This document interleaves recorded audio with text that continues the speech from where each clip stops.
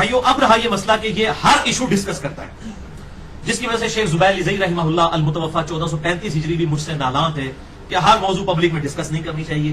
تو اب یہ علمی میدان ہے تو مجھے اس معاملے میں اس سے اختلاف ہے. میں نے پہلے بھی کئی دفعہ کہا کہ علم کے میدان میں جذبات کی کوئی حیثیت نہیں ہوتی. میں اپنا پوائنٹ آف ویو علمی طور پر آپ کے سامنے رکھتا ہوں، آپ خود فیصلہ کیجئے کہ میرا یہ پوائنٹ آف ویو کیوں بنا ہے. تو بھائیو یاد رکھیں دنیا میں ہر طرح کے لوگ موجود ہیں، تمام مکاتب فکر کے لوگ موجود ہیں، اور ہر مکتب فکر کے لیے کچھ چیزیں جو ہے بون آف کنٹینشن ہوتی ہیں، کچھ چیزیں ان کے لیے زندگی موت کا مسئلہ ہوتی ہیں، کچھ چیزیں ان کے لیے بڑی اہم ہوتی ہیں، ان کے بغیر وہ کوئی اور بات سننے کے لیے تیار ہی نہیں ہوتے جب تک آپ ان کا وہ مسئلہ حل نہ کریں. مثال کے طور پر بریلویوں کے لیے، ان کی پبلک کے لیے جو ٹریننگ ہوئی ہے، ان کو آپ چاہے قرآن حکیم سے کوئی آیت پیش کریں، بخاری مسلم سے حدیث پیش کریں، وہ کہتے ہیں نہیں پائی تو آئی گستاخ رسول ہو. ان کو یہ جو ایک ٹوٹکا سکھا دیا نا لوگوں کو گستاخ رسول کہنے کا اپنے علاوہ، تو جب تک گستاخیوں کے اوپر بات نہیں ہوگی انہوں نے اگلی بات ہی نہیں سننی. اور میں نے الحمدللہ پھر لیکچر ریکارڈ کروایا، مسئلہ نمبر 71B، انڈیا اور پاکستان کے بزرگوں کی 19 گستاخانہ عبارات کا تحقیقی جائزہ، جس میں نے کسی کو نہیں چھوڑا. اور بعض لوگوں نے اعتراض کیا جی آپ نے اس کے اندر وہ شیعہ کا ذکر نہیں کیا. بھائی میں تو اہل سنت کا مقدمہ پیش کر رہا تھا. الحمدللہ میں تو اپنے آپ کو بار بار کہتا ہوں کہ میرا منہج اہل سنت والا ہے، فرقہ نہیں. تو میں تو ہے ہی اہل سنت منہج کے اوپر بات کر رہا تھا، تو شیعہ کے حوالے سے مجھے حوالہ دینے کی ضرورت ہی نہیں تھی. ان کی گستاخیاں رافضیوں کی کوئی ڈھکی چھپی ہوئی ہیں. میں نے جنید جمشید والے لیکچر میں بھی کلیئر کٹ یہ جملہ بولا تھا، اتنا سخت جملہ بولا تھا، میں آج ریپیٹ کر دوں. اس میں نے بڑے غلو کے درجے تک کہا تھا کہ رافضی تو اس قابل ہی نہیں ہے کہ میں ان کی غلطیوں کو ڈسکس بھی کروں. میں تو اہل سنت کے مقدمے کی بات کر رہا تھا، لیکن اہم خام تھا جملے پکڑتے ہیں. بےمان لوگ ہیں نا بیسیکلی، ان کی بےمانی بھی تو کھلنی ہوتی ہے نا. اچھا دیوبندی، آپ ان کی پبلک کے لیے اب سب سے بڑی جو مصیبت ان کے لیے بنی ہوئی ہے، وہ کہتے ہیں جی آپ یہ پہلے تقلید کا مسئلہ حل کریں. جب تک امام حنیفہ کو بھی نہیں مانیں گے نا بات آگے نہیں شروع ہوگی، تو پھر ہمیں مسئلہ تقلید کے اوپر بات کرنی پڑتی. کیا کریں اس کے اوپر میں نے کیا. پھر عظمت صحابہ کے اوپر بات کرنی پڑتی ہے. مسئلہ نمبر 96 میں نے بتایا کہ صحابہ کے بھی طبقات ہیں. سارے کوئی ابو بکر عمر عثمان و علی کے برابر تو نہیں تھے، ان میں بھی کئی طبقات تھے. ان کے لیے بینچ مارک ہے ہجرت مدینہ سے پہلے، ہجرت مدینہ کے بعد، ٹھیک ہے جی، صلح حدیبیہ سے پہلے، صلح حدیبیہ کے بعد، فتح مکہ سے پہلے، فتح مکہ کے بعد. فرق ہے، بہت فرق ہے. مسئلہ نمبر 96 میں نے ریکارڈ کروایا. اہل حدیث کے لیے زندگی موت کا مسئلہ رفع الیدین ہے. آپ بات کریں کہیں گے پہلے رفع الیدین سے بھائی جی گل کرو، بات بھی ٹھیک ہے. ان کی نماز کوئی چھوٹی چیز تو نہیں ہے، اور مصیبت تو بنی ہوئی ہے کہ جب ہم اپنے آپ کو سنی کہتے ہیں جی وہ شیعہ اپنی کتابوں پہ نہیں چلتے، تو سنی کون سا اپنی کتابوں پہ چل رہے ہیں. 95% سنی جو ہے بخاری اور مسلم میں لکھے ہوئے حدیث کے طریقے کے اوپر نماز ہی نہیں پڑھتے سوائے اہل حدیث کے. تو سنیوں نے کون سی اپنی کتابوں کے اوپر عمل شروع کر دیا ہے کہ ہم اہل تشیع کو کہیں گے آپ نہج البلاغہ میں ابو بکر عمر کی شان میں جو خطبے ہیں علیہم السلام، ان خطبوں کو آپ بیان کریں. مولا علی علیہ السلام کے خطبے ابو بکر علیہ السلام اور عمر علیہ السلام کے بارے میں وہ کیسے بیان کریں؟ وہ کہیں گے پہلے تسی اپنی منجی سے ڈنڈا پھیرو نا. تو ہے تو ساری ننگیاں نا اس امام کے اندر. تو الحمدللہ ہم حق بات کرتے ہیں. تو میں نے پھر رفع الیدین پہ مسئلہ نمبر 70B ریکارڈ کروایا، مسئلہ نمبر 84 فاتحہ خلف الامام کے اوپر ریکارڈ کروایا. اب بھائیو اہل تشیع کی طرف بھی آئے جن میں سے اکثر رافضی ہو چکے ہیں، ان کے لیے بھی ایشو جو ہے وہ یزید سب سے بڑا ایشو ہے. اور ہمیں سب سے بڑے ایشوز توحید کے بعد ان سے یہ ہے کہ صحابہ پر سب و شتم کرتے ہیں. لیکن ہم ان کو اپنی شکلیں کیسے دکھائیں؟ وہ ہمیں کہتے ہیں کہ آپ ہمیں سب و شتم کا کہتے ہیں. سب و شتم تو معاویہ بن ابی سفیان رضی اللہ تعالیٰ عنہ نے شروع کروایا تھا. ارے منہ اڑ کے بیٹھ جانے پھر میں ہی بات کروں گا نا. تو پھر میں وہی بات کروں گا بھائی ہمارے بارے میں تو ہمارے محبوب صلی اللہ علیہ وسلم نے ہمارے لیے ایک گائیڈ لائن دے دی ہے، بخاری اور مسلم کی متفق علیہ حدیث ہے کہ تم سے اگلی قومیں اس لیے ہلاک ہوئی کہ ان کے اشرافیہ کے لیے الگ قوانین ہوتے تھے اور عام لوگوں کے لیے الگ. اللہ کی قسم اگر میری بیٹی فاطمہ بھی چوری کرتی میں اس کے بھی ہاتھ کٹوا دیتا. فاطمہ سے پڑھ کر کس کا مطلب ہے؟ بخاری مسلم کی متفق علیہ حدیث ہے، جنتی عورتوں کی سردار ہے فاطمہ علیہ السلام رضی اللہ تعالی عنہا. تو اسی طریقے سے اگر ہم رافضیوں کے سب و شتم کے خلاف بولیں گے تو معاویہ بن ابی سفیان کا سب و شتم بھی اسی طریقے سے غلط ہوگا. بلکہ اگر آپ میری پرسنل رائے پوچھیں تو میں یہ کہوں گا کہ جو نبی کا صحابی ہے اس سے ایکسپیکٹیشن کم ہے کہ وہ اس معاملے میں زیادہ ڈیویٹ کرے. آج کے لوگوں کو آپ کہہ سکتے ہیں 1400 سال بعد ہے، ان تک تو کوئی بگڑی ہوئی حالت میں چیزیں پہنچی ہیں، لیکن جو اس دور میں موجود تھے ان کا معاملہ جو ہے نا وہ زیادہ اس حوالے سے سخت ہو جاتا ہے. اس لیے پھر میں نے مسئلہ نمبر 61 ریکارڈ کروایا، حسینیت اور زیدیت کا تحقیقی جائزہ. مسئلہ نمبر 101 صحیح مسئلہ خروج اور فکر حسین حق پرستی کی علامت ہے. مسئلہ نمبر 102 فضائل حسین اور یزید کے جھوٹے دفاع کے علمی جوابات. الحمدللہ تو اس حوالے سے میں نے اہل سنت کا منہج بالکل واضح کیا ہے. تو اب سب و شتم کے حوالے سے اگر اہل سنت نے سیدنا ابو بکر عمر عثمان اور علی رضی اللہ عنہ مجمعین باقی صحابہ کا دفاع کرنا ہے تو پھر اس میں ایک قانون رکھنا ہوگا. اور یہ جو مجھے بار بار کہتے ہیں نا جناب کہ جس نے مسئلہ یزید اٹھایا، بھائی مسئلہ یزید تو 2008-9 کے اندر ڈاکٹر ذاکر نائک نے اٹھایا. اس سے پہلے اللہ کی قسم میری اس لیول کی تحقیق نہیں تھی. اس کی تحقیق میں نے مسئلہ نمبر 61 ریکارڈ کروایا اور بعد میں باقی لیکچر، اور میرے ٹوٹل 11 لیکچر ہیں اس ٹاپک پہ. میرے 200 لیکچر میں سے 11 ہیں اور صرف 5% بنتے ہیں. کہتے ہیں ہر وقت باتیں کرتا ہے 5% ہے. اور یہ جب لیکچر پڑھیں گے تو یہ تو 5% یا 1% بھی نہیں رہ جائیں گے. لیکن مسئلہ یہ جس کی دکھ پہ پاؤں پڑتا ہے نا اس کو تو یہی لگتا ہے کہ یہ وہ بریلوی کہتے ہیں وہ ہر وقت ہمارے بزرگوں کے خلاف بولتا ہے, جو بندی کہتے ہیں سانورا کرتا رہتا ہے, ہر ٹائم جناب یہ کرتا رہتا ہے.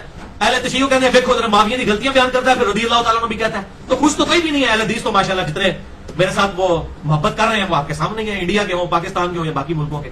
ان کی جو محبت ہے, جس طریقے سے میرے ساتھ گالی گلوچ تک محبت فرماتے ہیں, وہ تو سب کے سامنے کھلی ہوئی ہے, کوئی ڈھکی چھپی بھی بات تو نہیں ہے. تو یہ ڈاکٹر ذاکر نائک نے مسئلہ اٹھایا, ہم نے جواب دیا. آپ ہمیں جوتیاں مارے اور ہمارے رونے میں بھی پابندی لگائیں, ہم روئے نہیں نا. مسئلہ تو انہوں نے اٹھایا. اس وقت کون سا عالم سامنے آیا مجھے بتائیں جس نے ڈاکٹر ذاکر نائک کا بائی نیم رد کیا ہو. اب میں خصوصاً اہل حدیث سے مخاطب ہوں, زیادہ پیڑ دینا ہے نا میرے اس مسئلے میں. ویسے تو سب سے زیادہ الحمدللہ اہل حدیث کی پبلک مجھ سے محبت کرتی ہے, اور میں آج پھر کہتا ہوں کہ میں تمام مقابلے فکر میں حق کے سب سے زیادہ قریب اہل حدیث کے منہج کو سمجھتا ہوں. مجھے کوئی اس پہ آر نہیں ہے کہنے کے اوپر الحمدللہ, لیکن میں باقیوں کی تکفیر نہیں کرتا. جن مسئلوں میں میرا اختلاف ہے ڈنکے کی چوٹ پہ کرتا ہوں. تو میں اب اہل حدیث سے سوال کرتا ہوں کہ دسو کیڑا مولوی توڑا جس نے بائی نیم یزید کا رد کیا ہو, ایک بتا دو پوری دنیا کے اندر. جب ہم بات کر رہے ہیں سارے ہمارے خلاف پنجے جھاڑ کے, بلکہ ابھی تو آپ اپنے بابے کی خبر لیں کفایت اللہ سنابلی ہندی کی, جو ہے وہ یزید کو رضی اللہ تعالیٰ نے اس نے لکھا اپنی کتاب کے اندر. اپنی منجی تلے پر ڈنڈا پھیرو نا تو پتہ چل جائے گا. ہاں یہ میں ضرور کہتا ہوں کہ بائی نیم مینشن کیے بغیر دو بندوں نے کام کیا ہے, شیخ زبیر علی زئی رحمہ اللہ المتوفا 1435 ہجری, اور حافظ عمر صدیق صاحب جن کے جھوٹے الزامات کے خلاف میں نے لیکچر بھی ایک پورا 1 گھنٹہ لگایا. میں ان کی اس معاملے میں ابھی بھی قدر کرتا ہوں, اور میں اسے اہل حدیث میں ایک مجاہد بندہ سمجھتا ہوں. اس حوالے سے جتنا وہ یزیدیت کے خلاف کھڑا ہوا ہے میں اس کو انڈورس کرتا ہوں اس مسئلے میں. دیکھیں اس نے مجھے جاہل چھوکرا تکیہ باز رافضی پتہ نہیں پنجابی جو نے شاید ماں پہن دی گالا بھی بریکٹ کڑیاں نے, لیکن میں اتنا پازیٹیو ہوں ان کے بارے میں. اور میں الحمدللہ اس ویڈیو میں کہہ رہا ہوں کہ میں عمر صدیق صاحب کے ساتھ کھڑا ہوں یزید کے مسئلے میں. یہ نہیں ہوگا کہ انہوں نے مجھے غلط کہا تو میں نہیں, حق بات میں کوئی بھی کھڑا ہوگا میں اس کے ساتھ ہوں الحمدللہ. تو اسی مسئلے میں ناسبیت کے ایشو میں جو ڈاکٹر طاہر القادری صاحب کا اختلاف ہے عرفان شاہ مشتی کے ساتھ, میں اس مسئلے میں ڈاکٹر طاہر القادری کے ساتھ کھڑا ہوں. عرفان شاہ مشتی ناسبی ہے, چھپا ہوا ناسبی ہے. ناسبیت ہی تو ہے نا. حضرت حسن کی شہادت کے دن آپ امیر معاویہ کانفرنس کروا رہے ہیں. اسی معاویہ بن ابی سفیان رضی اللہ تعالیٰ کے بیٹے یزید نے زہر دے کے قتل کروایا تھا حضرت حسن کو. آپ لوگوں کو شرم نہیں آتی؟ کوئی اور دن نہیں آپ کو ملتا. 10 محرم کے دن آپ نے فضائل معاویہ کانفرنس رکھی ہوتی ہے. یہ جان بوجھ کے ہمیں تکلیف دیتے ہیں. آپ کریں, لاکھ بار کریں. ہم بھی, ہمارے نزدیک تو حضرت معاویہ کی یہی فضیلت کافی ہے کہ وہ صحابی ہیں. اسی درجے پہ کوئی نہیں پہنچ سکتا. تو اس قسم کی چیزیں نہیں ہونی چاہیے. تو میں الحمدللہ ساتھ ہوں, لیکن بائی نیم ان دونوں نے بھی نہیں رد کیا. نہ ڈاکٹر ذاکر نائک کا رد کیا حافظ عمر صدیق نے, نہ بائی نیم کیا شیخ زبیر علی زئی صاحب نے. نجی محفل میں میرے سامنے کہتے تھے. وہ پہلا بندہ تھا جس نے مجھے کہا تھا کہ ڈاکٹر ذاکر نائک علی بھائی یزیدی ہے. میں تو اس کو چھوڑ دیا. میں نے پہلی بار یزیدی کی ٹرم جو ہے شیخ زبیر صاحب کے منہ سے سنی تھی. اس وقت میں نے کہا یہ کیا مسئلہ ان کا, اس نے جو قسطنطینیہ والی بشارش فٹ کیا. اس کے بعد میں نے تحقیق کرنی شروع کی. پھر میں نے پمفلٹ لکھا رافضیت, ناسبیت اور یزیدیت کا تحقیقی جائزہ. اس کی پروف ریڈنگ شیخ صاحب سے پھر بعد میں نے کروائی. اس وقت تو میری تحقیق کا آغاز ہوا, لیکن بائی نیم انہوں نے بھی کہیں پر مینشن نہیں کیا. اس حوالے سے مولانا اسحاق صاحب نے کیا, لیکن اب مسئلہ یہ ہے کہ ان کو تو مولویوں نے سرٹیفکیٹ دیے ہوئے, ان کو کوئی مطلب فکر اور نہیں کرتا. لہٰذا میں ان کا ریفرنس اس لیے اس حوالے سے بورڈ نہیں کرنا. باقی انہوں نے جو اس حوالے سے کام کیا ہے وہ پوری دنیا میں قدر کی نگاہ سے دیکھا جاتا ہے. مجھے کئی معاملات میں ان سے اختلاف ہے, اور میں نے ان سے ملاقات میں بھی کہا تھا کہ آپ بہت زیادہ جذباتی ہو جاتے ہیں بعض اوقات. میں نے ان کو بالکل کلیئر کٹ, اور میں یہ ویڈیو کی مساعدت سے ان کے چند جو پکے قسم کے فالوور ہیں میں ان کو بالکل یہ کلیئر کٹ بتا دوں. میں نے مولانا اسحاق مدنی صاحب کو کہا تھا کہ آپ کا جو سٹانس ہے حضرت معاویہ بن ابی سفیان رضی اللہ تعالیٰ کے بارے میں بعض اوقات آپ بہت زیادہ سخت الفاظ استعمال کرتے ہیں, اور یہ مجھے اچھا نہیں لگتا. آپ علمی رد ضرور کریں, لیکن آپ کے الفاظ بہت زیادہ سخت ہوتے ہیں. اور میں نے کہا مجھے پتا ہے آپ کی عمر اب 70 سے پلس ہے, تو آپ حیران ہوں گے. حالانکہ آپ کو پتا کتنے پکے حسینی تھے. مجھے آج تک یاد ہے انہوں نے اپنے دونوں ہاتھ میرے کندھے پہ رکھے, ادھر پیچھے آ کے مجھے کہتے ہیں بیٹا آپ نے مجھے بہت اچھی وصیت کی ہے. کہ مولانا اسحاق مدنی صاحب نے, جب میں نے ان کو, یہ فیصلہ آباد والے, ان کا بیٹا مجھے آپ نے بہت اچھی وصیت کی ہے, یہ ان کے الفاظ تھے. تو الحمدللہ ہم غلو کے درجے میں کہیں نہیں جاتے, اور وہ بھی نہیں جاتے تھے. میرے 40 سوالوں والے انٹرویو میں انہوں نے کلیئر کٹ کہا, جب میں نے پوچھا کہ یہ رافضی کہتے ہیں کہ حضرت عائشہ کا قتل جو ہے معاویہ بن ابی سفیان نے کہا بالکل جھوٹ بولتے ہیں. ان کا جنازہ تو اوپنلی ہوا ہے, کوئی قتل نہیں, حضرت عائشہ اپنی موت مری ہے, کوئی معاویہ بن ابی سفیان نے ان کے لیے گڑھا نہیں کھودا. اتنے من سے مزاج تھے اس حوالے سے. بعض کا جذباتی ہو جاتے تھے, ان کی عمر کا بینیفٹ بھی اس حوالے سے ان کو دینا چاہیے, میں یہ سمجھتا ہوں. بھائیو اس حوالے سے یہ بات یاد رکھیں کہ اس وقت دنیا گلوبل ولیج بن چکی ہے, یعنی ایک گاؤں چھوٹا سا. بلکہ میں کہتا ہوں کہ اب تو یہ گلوبل ولیج والا محاورہ بھی پرانا ہے. گلوبل ہوم ہے یہ پوری دنیا. گھر بیٹھے آپ دنیا کی کوئی لائبریری بھی ایکسس کر سکتے ہیں, اسمارٹ فون کے ذریعے, لیپ ٹاپ کے ذریعے, انٹرنیٹ کے ساتھ, پوری دنیا کے ساتھ آپ جڑے ہوئے ہیں. اب یہ ہمارے جو اسمارٹ فونز ہیں لوگوں کے پاس, اس کے اندر الارم بھی آ چکے ہیں, نمازوں کی ٹائمنگ بھی آ چکی ہوئی ہے, انٹرنیٹ بھی اویلیبل ہے, کمپیوٹر بھی یہی ہے, ٹیمپریچر کا آپ نے پتا کرنا ہے وہ بھی یہی ہے. اور سوشل میڈیا جو ایک سمجھ لیں ایک ایٹم بم ہے, سب سے بڑا اس وقت میڈیا تو سوشل میڈیا ہے, فیس بک, یوٹیوب, واٹس ایپ اور یہ باقی جتنی ساری چیزیں ہیں. اس کی وجہ سے دنیا گلوبل ولیج نہیں گلوبل ہوم بن چکی, ایک گھر کی مانے. اب وہ زمانے گئے کہ جب یہ چند خاص موضوعات چند لوگوں تک محدود تھے. اب کوئی ایک بندہ حدیث کو شیئر کرا دینا ایک فیس بک کے اوپر تو لاکھوں لوگوں تک پہنچ جاتی ہے. ایسے بھی ہمارے لوگ ہیں جن کے فالوورز 10-10 لاکھ سے زیادہ ہیں, ایسے علماء بھی ہیں. تو جب وہاں پہ کوئی چیز شیئر ہوگی 10 لاکھ لوگوں تک پہنچے گی اور 10 لاکھ آگے جتنوں تک پہنچائیں گے, تو اب آپ یہ کہیں گے یہ گلا وہاں بھی نہیں کرنی چاہیے, وہ پائی وہاں بھی پہلے ہی ہو گئی ہیں گلا. ڈاکٹر ذاکر نائک نے جب بات کی تو کروڑوں لوگوں تک تو اسی وقت پہنچ گئی نا, وہ تو ایک انٹرنیشنل اسپیکر ہے. جب یزید کے بارے میں بات کی تو مسئلہ تو انہوں نے چھیڑا, ہم نے تو جواب دیا, جوتیاں بھی آپ ہمارے سر پر مارے اور ہمیں رونے بھی نہ دیں. تو اس حوالے سے جو لوگ کہتے ہیں سلف کا فہم, تو میں یہ کہوں گا کہ ہمارے سلف بڑے نیک نیت تھے. امام احمد بن حنبل المتوفا 241 ہجری, اگر انہوں نے یہ بات کہی تھی کہ مشاجرات صحابہ یا اس طرح کے ایشوز ہمیں پبلکلی ڈسکس نہیں کرنے چاہیے, تو بالکل ٹھیک کہا تھا انہوں نے. اس وقت تو ایک ساتھ والے گھر میں کیا ہو رہا ہے نہیں پتا ہوتا تھا. آج اگر احمد بن حنبل زندہ ہوتے تو اپنے فتوے سے رجوع کرتے, ان کا فتوا تھا, یہ کوئی قرآن حدیث تو نہیں تھا نا, فتوا تھا نا, ایکسپرٹ اوپینین تھا. آج کے دور کے معاملے میں اگر وہ دیکھتے کہ بھائی ایک تو طریقہ یہ کہ فیس بک پہ کوئی رافضیوں کی طرف سے اہل سنت کے خلاف کوئی حدیث شیئر ہو جاتی ہے, ایک تو ہے کہ آپ جواب دیں, حدیث کرتاز شیئر ہو جائے بخاری اور مسلم کی, تو ہم کیا کہیں گے یہ ڈسکس نہ کریں. میں نے الحمدللہ ڈسکس کیا, میرے علاوہ کسی نے نہیں کی حدیث. 3.25 گھنٹے کے اندر 55-20 مسئلہ وسیع رسول کون ہے اور حدیث کرتاز کا تحقیقی جائزہ. کہ سیدنا عمر جو ہے وہ وفات کے وقت آپ صلی اللہ علیہ وسلم نے کاغذ قلم لاؤ تو میں لکھ دوں, اس کے بعد تم گمراہ نہیں ہوگے. تو حضرت عمر حائل ہوئے اور رافضی کہتے ہیں جی یہ تو دیکھ لیں. تو میں نے وہ پورا ایک لیکچر دیا 3.25 گھنٹے کا. اب میں حدیث کرتاز بیان نہیں کرنی چاہیے, تو بخاری اور مسلم میں یہ موجود ہے حدیث, میں تو نہیں پائی پہلے ہی موجود ہے, تو کوئی شیئر کرائے گا. اس طریقے سے میں نے جو 50 حدیثیں لکھی ہیں, جمع کی ہیں اہل سنت کی کتابوں سے, واقعہ کربلا کا حقیقی پس منظر 50 صحیح الاسناد حدیث کی روشنی میں, اکثر حدیثیں بخاری اور مسلم سے, اور اکثر تو خطرناک جو روایتیں ہیں جو چبھ رہی ہیں لوگوں کو وہ صحیح مسلم سے ہیں. تو میرے سلف امام مسلم ہے. چلو آ جاؤ, امام مسلم المتوفا 261 ہجری, انہوں نے صحیح مسلم کے مقدمے میں لکھا ہے کہ میں یہ جو کتاب ہے عوام الناس کے لیے لکھ رہا ہوں. اب آپ کی بات آگے پبلک میں ڈسکس نہ کریں. امام مسلم نے وہ جو فتوا لانا ہے نا, میرے تو امام مسلم ہوتے لاؤ, پتہ چل جائے گا. یہ اردو میں ایک محاورہ بولا جاتا ہے نا, چور کو نہ مارو چور کی ماں کو مارو. جو فتوا میرے پہ لگانا ہے امام بخاری امام مسلم پہ بھی لگاؤ, نعوذ باللہ اپنا ایمان برباد کرو. اور یہ حدیثیں جو ہم نے جمع کی تو علامات نبوت میں ہے, دلائل النبوہ امام بہیقی کی کتاب میں علامات نبوت میں یہ حدیثیں موجود ہے کہ عمار کو باغی جماعت قتل کرے گی. 10-15 دفعہ یہ ترک لے کے آئے ہیں, وہ ان کو اللہ کی طرف بلائے گا اور جنت کی طرف اور جماعت دوزخ کی طرف بلانے والی ہوگی. یہ آپ اندازہ کریں, علامات نبوت میں محدثین نے رسول اللہ صلی اللہ علیہ وسلم کی نبوت کی دلیل بنایا ہے ان چیزوں کو, اور یہ کہتے ہیں کہ باتیں ڈسکس نہیں کرنی چاہیے. والعیاذ باللہ تعالی. تو اب الزامی جواب پھکی کے طور پر سن لیں گے, بڑی مزے کی بات ہے کہ بریلوی آپ سے کہیں گے کہ جناب یہ قل انما انا بشر مثلکم آیت ڈسکس کرنے کی ضرورت نہیں, بڑی گستاخی ہے, اور تھوڑی آیتیں ہیں جی قرآن اندر, وما ارسلناک الا رحمۃ للعالمین, یہ کیوں نہیں آپ ڈسکس کرتے؟ تسی ہر وقت نبی دی گستاخی تلاش کرتے ہو. تو یہ قرآن میں کیا گستاخی ہے قل انما انا بشر مثلکم؟ وہ تو آپ کو گستاخ کہتے ہیں جو یہ آیت پیش کریں, اہل حدیثوں کو گستاخ اسی وجہ سے کہتے ہیں. تو پھر ٹھیک ہے آپ یہ آیت بیان کرنا شروع کر چھوڑ دیں. کیا رسول اللہ کی عظمت زیادہ ہے یا صحابہ کی عظمت زیادہ ہے؟ رسول اللہ صلی اللہ علیہ وسلم کی عظمت پر کروڑوں اربوں صحابہ اور باقی ساری امت قربان. تو وہ تو کہتے ہیں آپ گستاخی کر رہے ہیں, تو آپ بھی بیک فٹ پہ چلے جائیں نا. آپ کہتے ہیں نہیں حق ہم بیان کریں گے, عقیدہ بیان کریں گے, تو یہ عقیدہ نہیں جو ہم بیان کرتے ہیں.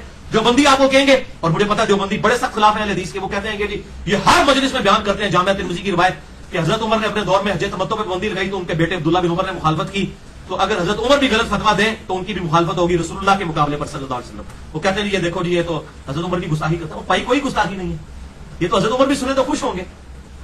یہ کتاب و سنت کے دلائل کے اندر جو ہے وہ اختلاف رائے کیا جا سکتا ہے. اسی طریقے سے اہل حدیث کہتے ہیں بخاری کی حدیث بڑی خطرناک ہے, یہ گالی نہ کرو.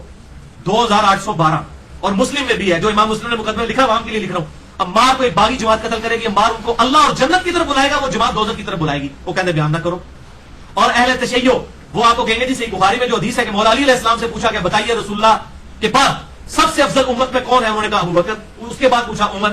یہ صحیح بخاری میں حضرت ابو بکر کے چیپٹر میں حدیث موجود ہے. تو وہ کہیں گے نہیں نہیں نہیں, ہم تو حضرت علی کو افضل مانتے ہیں, آپ یہ حدیث نہ بیان کریں. تو پائی کی نو خوش کریے, اسی انشاءاللہ اللہ اور رسول کو خوش کریں گے, اور ان کا ہم کوئی پرواہ نہیں کریں گے. الحمدللہ آج بخاری اور مسلم کا اردو میں ترجمہ ہو چکا ہے, انگلش میں دنیا کی کئی کتابوں میں ترجمہ ہو چکا. اب حق چھپ نہیں سکتا نوجوان نسل سے. الحمدللہ بچے بچے کے حال میں بخاری مسلم آ گیا. ہم لوگوں کو یہ کہیں گے کہ پتر نشان لوانا ہے ساڈے مولوی کو, اے حدیثاں پڑھنی ہے یا نہیں پڑھنی, اے آیتاں پڑھنی ہے یا نہیں پڑھنی.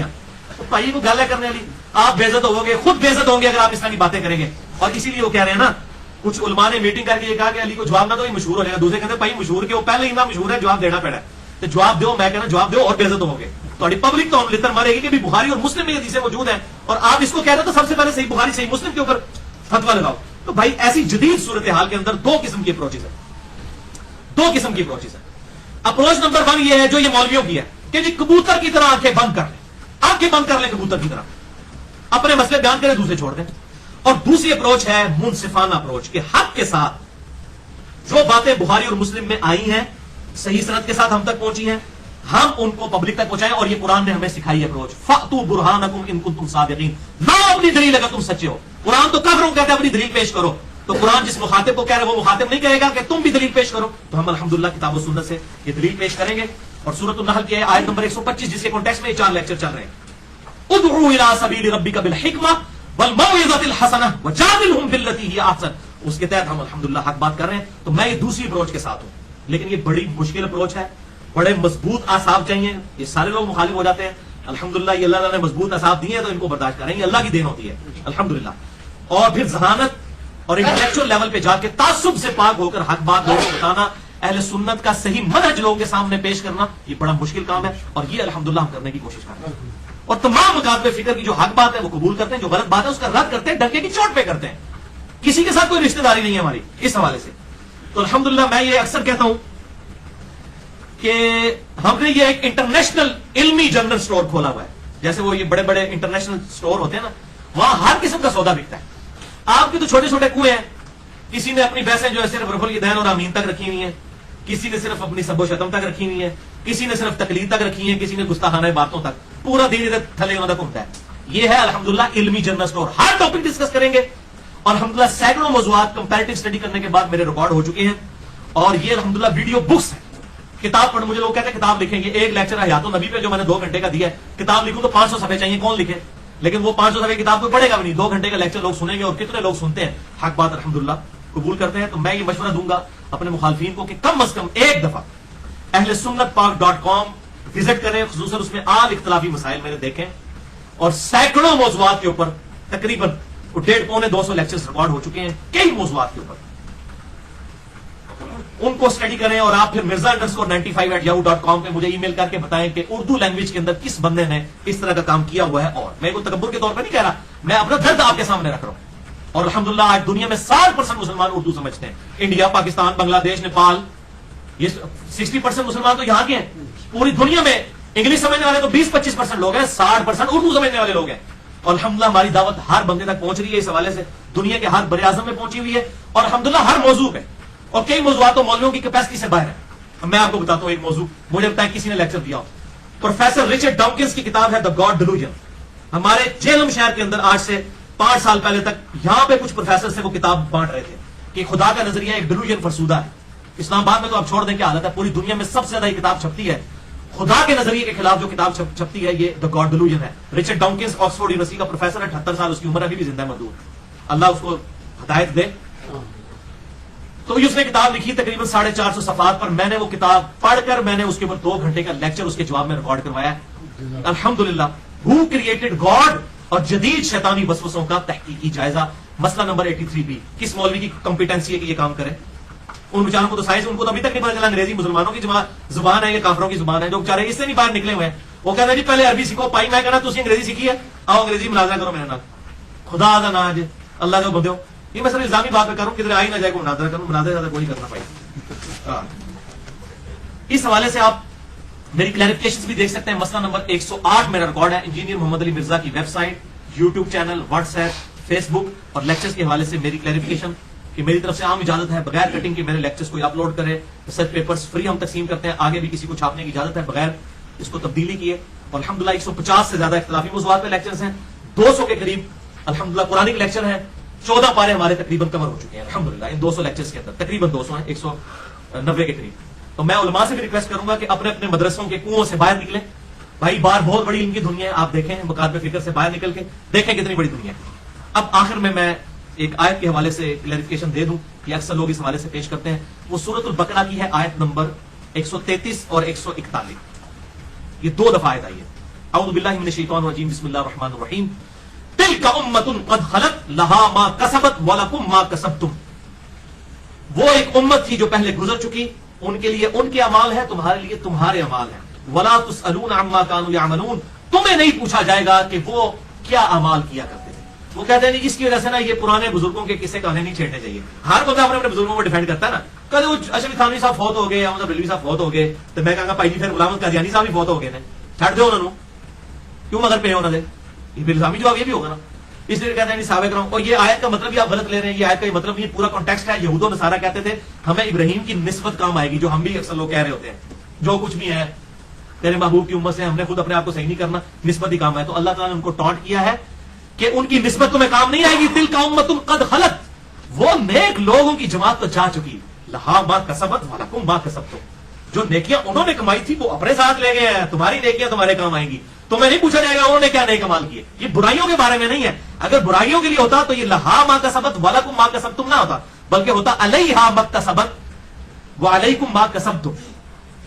اس کے لیے اس کا وبال ہے جو اس نے کیا، اور تمہارے لیے اس کا وبال ہے جو تم نے کمایا. جیسے لا یکلف اللہ نفسا الا وسعها، لا یکلف اللہ نفسا الا وسعها، لہا ما کسبت وعلیہا مکتسبت، لہا ما کسبت وعلیہا مکتسبت، لہا نیک عمل وعلیہا اور بروں کا وبال اسی پر ہوگا جو اس نے کیا. ورنہ تو قرآن حکیم خود حضرت یوسف علیہ السلام کے بھائی صحابی نہیں تھے، دو نبیوں کے صحابی تھے، حضرت یعقوب کے حضرت یوسف علیہ السلام. ان کی غلطیاں نہیں بیان کی ہیں قرآن میں، تو پھر ہونا چاہیے کہ یہ واقعات نہ بیان کیے جائیں. قرآن تو عبرت پکڑتا ہے. آدم علیہ السلام کا بھی کہا کہ سورہ اعراف میں کہ آدم علیہ السلام کی غلطی اس لیے بیان کی تاکہ تم عبرت حاصل کرو اولاد آدم، کہ تم اس طرح گمراہ نہ ہو جانا جس طرح شیطان نے ورگلایا تھا حضرت آدم علیہ السلام کو. تمہیں نہ کہیں ورگلا دے. گمراہی کا لفظ تو ہم آدم علیہ السلام کے لیے استعمال نہیں کرتے، لفزش کروائی تھی. تو اچھا اس میں یہ کہتے ہیں کہ جی تسی جڑا ہے جنگ جمل صفین نہروان سے کون سی عبرت حاصل کرنی؟ بھائی صاحب تو بڑی عبرت آج تک دور دی. امام مہدی کی خوشخبریاں نہیں ہیں ابو داؤد اور مسند احمد کے اندر کہ اس وقت تک قیامت نہیں آئے گی کہ جب تک میری بیٹی فاطمہ کی اولاد میں سے میرے نام پر، جس کے باپ کا نام میرے باپ کے نام پر، اس کی ماں کا نام میری ماں کے نام پر ہوگا، امام محمد بن عبداللہ مہدی نہ پیدا ہو جائے پوری دنیا کو انصاف سے مار دے گا. تو امام مہدی جو ہے وہ حضرت حسن حسین کی اولاد میں سے ہوں گے، وہ یزیدی ہوں گے. خلافت قائم کرنے کے لیے آپ کو پتا ہونا چاہیے کہ خلافت کے ساتھ ظلم کیا ہوا، خلافت کیسے ملوکیت میں بدلی. یہی تو مولانا مودودی کا مقدمہ تھا خلافت و ملوکیت کے اندر. ان کو کسی نے تکلیف نہیں تھی، اور مولانا مودودی نے جواب دیا تھا. یاد رکھیں محمود احمد عباسی ناسبی منکرین حدیث، اس نے کتاب لکھی تھی حضرت علی کے خلاف، اس کا جواب دیا تھا مولانا مودودی نے کہ آپ لوگ یہ بات کیا کر رہے ہو. اچھا اس کو سارے جو ہے نا وہ فیض عالم صدیقی ہمارے جیلم کا تھا یہاں پکا ناسبی، مرتے دم تک اہل حدیث مسجد کا امام رہا، ٹھیک ہے. اس وقت پھر اس کو وہ قتل بھی ہو گیا تھا. تو مسئلہ یہ کہ اپنی زندگی میں تو سپورٹ کرتے رہتے ہیں، بعد میں کہتے ہیں ہمارے لانے برات ہے. ابھی بھی لانے برات تو کوئی نہیں، اس کے خلاف کتاب تو کوئی نہیں آئی ہے. ایک شیخ زبیر صاحب نے اس کے خلاف کو بات لکھی ہے، باقی لانے برات تو لکھا ہوا اگر آیا بھی ہے تو کہتے ہیں جی وہ جی امام بخاری کو کھوتا کہتا تھا. او بھائی یہ ان کو تکلیف ہے، اس نے حضرت علی کو جو گالیاں نکالی اس کی کوئی تکلیف نہیں کسی کو. یہ تو نہیں ہونا چاہیے نا. تو یہ بالکل غلط پیش کرتے ہیں. تو الحمدللہ خلافت کے قیام کے لیے ضروری ہے کہ امت کو یہ بات پتا ہو. اور دوسری بات پھکی کے طور پر قرآن کا حوالہ بھی لے جائیں اس حوالے سے. کتمان حق کرنے والے سورۃ البقرہ آیت نمبر 159 اور 60 ہے. اعوذ باللہ من الشیطان الرجیم، بسم اللہ الرحمن الرحیم. ان الذین یکتمون ما انزلنا من البینات، بے شک جو لوگ چھپا لیتے ہیں جو ہم نے نازل کی ہیں روشن چیزیں، قرآن کی آیات یا آپ رسول کی احادیث بھی، وہ بھی اللہ کی طرف سے، بھئی یہ خفی تو ہے، والہدی اور ہدایت کی باتیں، من بعد ما بیناہ للناس، بعد اس کے کہ ہم نے لوگوں کو ان کو بیان کر دیا لوگوں کے لیے، فی الکتاب اپنی کتاب میں. اولئک یلعنہم اللہ ویلعنہم اللاعنون، ایسے لوگوں پر اللہ کی لعنت اور تمام لعنت کرنے والوں کی لعنت ہے جو ہر بات کو چھپا لیتے ہیں. کتمان حق کرنے والے لوگ ہیں. الا الذین تابوا، ہاں مگر اگر کوئی توبہ کر لے، واصلحوا اور اپنی اصلاح کر لے، وبینوا اور خالی اصلاح نہیں، وہ چھپائی ہوئی حدیثیں اور آیات بیان بھی لوگوں سے کرے، فاولئک اتوب علیہم، تو ایسے لوگوں کی اللہ تعالیٰ توبہ قبول کرے گا. وانا التواب الرحیم، اور میں توبہ قبول کرنے والا مہربان ہوں. کتمان حق اتنا بڑا جرم ہے کہ قرآن میں لعنت اللہ تعالیٰ نے کی ہے. اور ایک حدیث ہے سخت ترین، جامعہ ترمذی میں 2649 نمبر، انٹرنیشنل نمبر کے مطابق، ابو داؤد اور ابن ماجہ میں موجود ہے، مشکات میں 223 نمبر ہے، کہ آپ صلی اللہ علیہ وسلم نے فرمایا جس شخص سے کوئی علم کی بات پوچھی گئی اور وہ اسے معلوم تھی، یہ سنیں فتویٰ، یہ اللہ کے محبوب کا فتویٰ ہے صلی اللہ علیہ وسلم، جس سے علم کی بات پوچھی گئی اور اسے معلوم تھی اور اس نے وہ لوگوں سے چھپا لی اور نہ بیان کی، تو قیامت والے دن اس حال میں پیش ہوگا کہ اس کے منہ میں آگ کی لگاؤں ہوگی. اکثر علماء کے ساتھ یہ معاملہ ہونے والا ہے جو کہتے ہیں اپنی مطلب یہ غلط بیان کرو دوسری نہ کرو. تو یہ کتمان حق کرنا تو علماء یہود کا طریقہ کار تھا. قرآن حکیم نے ان کی یہ بیماری بیان کی ہے، اور یہ نہ سمجھے کہ یہودیوں کی ہے. بخاری اور مسلم کی متفق علیہ حدیث ہے، بخاری میں 7320، مسلم میں 6781، کہ تم بھی اگلے لوگوں کے طریقے پر چل پڑو گے، قدم با قدم، بالشت بر بالشت. اگر اگلے لوگوں میں سے کوئی گوہ کے سراغ میں داخل ہوا تو تم بھی اس میں داخل ہوگے. صحابہ نے عرض کی صلی اللہ علیہ وسلم ورضی اللہ عنہم اجمعین، کیا ان سے مراد یہود و نصارہ ہیں؟ آپ نے فرمایا اگر وہ لوگ مراد نہیں تو اور کون لوگ مراد ہیں؟ تو یہود و نصارہ کی یہ خرابی کتمان حق کو چھپانا، یہ اس امت کے اندر بھی ولیعوذ باللہ تعالیٰ یہ لعنت اور یہ معاملات آ چکے ہیں. اللہ تعالیٰ ہم سب کو اس معاملے میں محفوظ فرما کر حق گوئی کی آواز بلند کرنے کی توفیق عطا فرمائے. اب میرا آخر میں اعلان ایک سن لیں میری طرف سے کہ بھائیو، میں نے اپنی طبیعت پر جبر کر کے یہ اپنی 4 قرآن کلاسز قربان کی ہیں، اور آپ لوگوں کے ساتھ بھی ایک معاملہ ہوا. میں نے یہ کوئی خوشی سے نہیں کیا، مجھے پتا ہے میں کتنی اذیت سے گزرا ہوں ان لیکچرز کو تیار کرنے کے لیے. تو یہ 1 سال تک میں برداشت کرتا رہا. پھر لوگوں نے بار بار ای میلز بھیجی، فون آئے کہ جی ایک دفعہ ضرور ریکارڈ کروائیں. تو میں نے لوگوں کے کہنے کے اوپر اپنی طبیعت پر جبر کر کے یہ 4 لیکچرز 124A B C اور D ریکارڈ کروا دیے. اور یہ لیکچرز انشاءاللہ انجینئر محمد علی مرزا کا دفاع نہیں ہے، بلکہ کتاب و سنت اور اجماع کا دفاع ہے انشاءاللہ تعالی. اور قیامت تک لوگ خود فیصلہ کریں گے کہ حق بات کیا تھی. اور مجھ سے اختلاف کا دروازہ قیامت تک کے لیے کھلا ہے، لیکن علمی دلائل کے ساتھ، جذبات کے ساتھ نہیں. ہر بندے کو حق پہنچتا ہے وہ اختلاف رائے. جب میں حق رکھتا ہوں تو میں دوسروں کو کیسے حق چھین سکتا ہوں؟ لیکن اختلاف رائے کریں. گالی گلوچ کرنا، کسی کو سرٹیفکیٹ جاری کر دینا، یہ آپ کام نہ کریں. نہ اللہ تعالیٰ نے آپ کی یہ ڈیوٹی لگائی ہے. آپ اپنی آخرت نہ برباد کریں. اس قسم کی ڈیوٹی خود لے کے اپنے ذمہ اور اپنی آخرت کی فکر کریں. اب اس کے علاوہ کوئی الزامات کوئی بچیں گے نہیں، وہ سارے اس کے اندر کور ہیں. میں نے ہر لحاظ سے کور کر دی ہیں. پھر بھی اگر کوئی الزام آئے تو آندہ میں نے اس ٹاپک پہ بالکل بات نہیں کرنی ہے. میں نے اپنے ساتھ اور کتنے اپنے سینئر بزرگوں کے ساتھ عہد کیا ہے. اس کے بعد جس نے سوال کرنا ہوگا صرف mirza_95@yahoo.com پہ مجھے ای میل کر کے مجھ سے تسلی والا جواب بھی لے سکتا ہے. اگر کوئی علمی پھکی چاہیے ہوگی تو انشاءاللہ تعالی وہ بھی اویلیبل ہوگی. پھکی والا معاملہ انشاءاللہ کبھی بھی ختم نہیں ہوگا، اویلیبل ہے. اور الحمدللہ دنیا میں 60% کے قریب مسلمان اردو زبان سمجھتے ہیں. یہ دعوت انشاءاللہ کروڑوں لوگوں تک پہنچی ہے اور پہنچے گی. انڈیا، پاکستان، بنگلہ دیش کے اندر، پوری دنیا کے اندر جہاں جہاں بھی اردو جاننے والے لوگ ہیں، اور دنیا کا کوئی براعظم نہیں لوگ موجود نہ ہو. اور الحمدللہ انہی علاقوں کے لوگ ہیں جو ڈائنامک یعنی اسلام کی لیڈرشپ کے اوپر پوری دنیا کے اندر جو لیڈنگ طور پر اسلام کو پھیلا رہے ہیں، وہ انڈیا، پاکستان، بنگلہ دیش کے لوگ ہیں. کدھر بھی آپ چلے جائیں، مشرق وسطیٰ کے لوگ بعد میں آتے ہیں، یہ لوگ لیڈنگ پوزیشن پہ ہیں. الحمدللہ یہ حق بات پہنچے گی. میں سب سے ریکویسٹ کروں گا کہ اس حق بات کو پہنچائیں. اور ایک خاص بات یہ کہ خدا کے لیے مولویوں کی اصلاح کی کوشش نہ کریں. مولوی بیانڈ ریپیئر ہے. کوئی گول کیپر اپنے پول پہ گول نہیں پھینکتا، وہ تو ڈیفینڈ کرنے بیٹھا ہے اور اس کی مجبوری آپ سمجھیں. ہو سکتا ہے میری بھی اگر روٹی دین کے ساتھ جڑی ہوتی میں ان سے زیادہ حق چھپانے والا ہوتا. اللہ کا شکر ادا کریں کہ ہمیں یہ تقدیر نے ہمارے پہ غلبہ کیا نا کہ ہمیں ویسے حالات نہیں دیے. تو ان پہ غصہ بھی نہ کھائیں اور ان کے ساتھ مناظرہ بھی نہ کریں. ان کو ان کے حال پہ رہنے دیں. ان کی پبلک تک بات پہنچائیں. پبلک انشاءاللہ حق بات قبول کرے گی. اور میں تمام دنیا میں جو مسلمان ہیں اس دعوت حق کو پھیلانے کے لیے ہمارا ساتھ دے رہے ہیں ان سے دعا کروں گا. اپنے لیے اور میرے لیے وہ دعا کریں جو امام کائنات سید الاولین والآخرین شفیع المذنبین رحمت للعالمین سیدنا و مولانا امام اعظم محمد رسول اللہ صلی اللہ علیہ وسلم کی اکثر دعا ہوتی تھی. صحیح بخاری میں انٹرنیشنل نمبر کے مطابق 6399، صحیح مسلم 6840. اچھا جی، انڈیا میں مجھے بعض لوگ کہتے ہیں انٹرنیشنل مولانا. بھائی جی انٹرنیشنل ہی ہے یہ نمبر، انہیں ایسے میں دینا نا. ایک عام آدمی بھی چیک کر لے. آپ کے مولوی تو جھوٹی روایتیں بیان کر کے چلے جاتے ہیں، پیچھے کوئی اس کا سر پیر نہیں ہوتا. یہ الحمدللہ میں نے بخاری مسلم کا انٹرنیشنل حوالہ دیا کہ آپ صلی اللہ علیہ وسلم کی اکثر دعا ہوا کرتی تھی، اللہم ربنا آتنا فی الدنیا حسنہ وفی الآخرۃ حسنۃ وقنا عذاب النار. اے اللہ ہمیں دنیا میں بھی بھلائیاں عطا فرما اور آخرت میں بھی بھلائیاں عطا فرما. اور آخرت کی سب سے بڑی بھلائی کیا؟ وقنا عذاب النار، اس آگ کے عذاب سے ہمیں بچا لے. اللہ تعالیٰ سے دعا ہے آج تک میں نے جو بھی حق بات کہی اللہ تعالیٰ ہمارے دلوں میں اور پوری دنیا میں جہاں تک دعوت پہنچ رہی ہے ان کے دلوں میں راسخ فرمائے. اور جس بات میں آج تک میرے منہ سے کوئی غلط بات نکلی ہو اللہ تعالیٰ ہمارے دلوں سے محف کر دے. ہمیں کتاب و سنت کی تعلیمات پر عمل کر کے دوسرے بھائیوں تک پہنچانے کی توفیق عطا فرمائے. سبحانک اللہم و بحمدک اشہد ان لا الہ الا انت استغفرک و اتوب الیک وما علینا الا البلاغ المبین.